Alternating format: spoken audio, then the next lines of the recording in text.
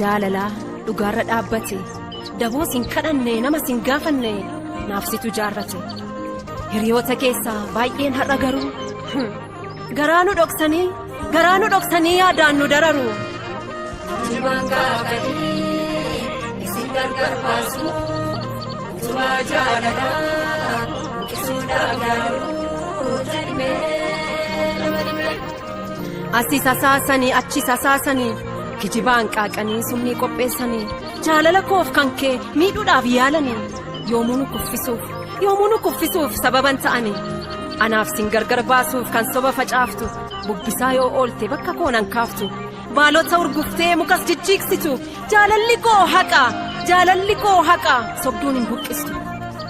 Dhugaan jaalee sobaan fiigamu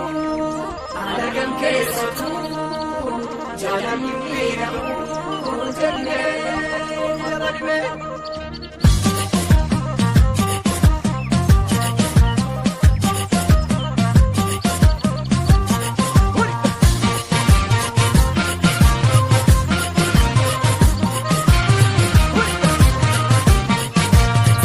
Garaa harkee wayyaa lodhoo hin ariifatiin obsanaaf godhu barree kun hin darbaa kalee sarara miti boruu sarara miti waan darbuu jiru diinni maalu seenti barkiyyaanneen hin qoosu jaalalatti atis gurra kee hin kennin haadholootti hin kennin ormatti.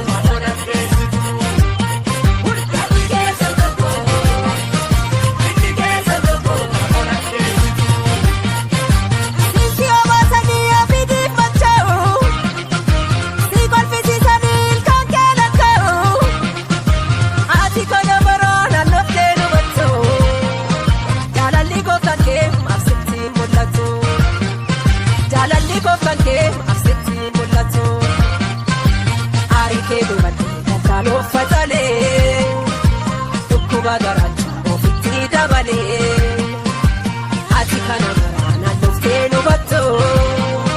jaalalli boofan kee asitti mul'atu jaalalli boofan kee asitti mul'atu.